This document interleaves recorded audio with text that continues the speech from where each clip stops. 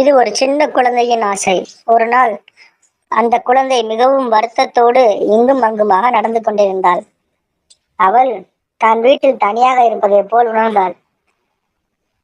அவளது அம்மா அப்பா வேலைக்கு சென்ற பிறகு தன்னுடன் விளையாட யாருமே இல்லை என்பதை எண்ணி மிகவும் வருத்தப்பட்டாள். அப்பொழுது அவளது அம்மா கூறிய மாயாஜால கதையில் வருவதைப் போல் யாரேனும் தன்னுடன் வருவார்களா விளையாட என்று எண்ணினாள். அப்பொழுது ஒரு கதையை நினைத்து பாட்டு பாடினாள்.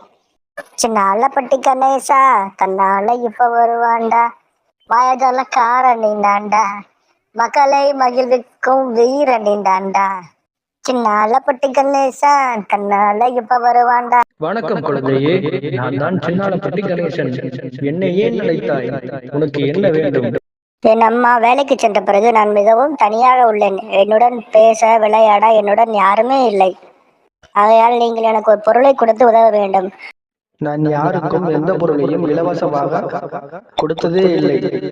நான் ஒரு விடுகதை கேட்கிறேன் உன்னிடம்.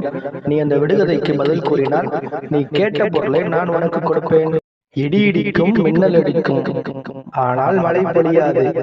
அது என்ன? பட்டாசு. மிகவும் சரியாக கூறினார். நீ கேட்ட பொருளை உனக்கு தருகிறேன். இதோ உன்னுடன் விளையாட ஒரு நாய்க்குட்டியை உனக்கு கொடுக்கிறேன். இதனுடன் பேசி பழகி நீ விளையாண்டு கொள். தினமும் மகிழ்ச்சியுடன் இருப்பாயாக.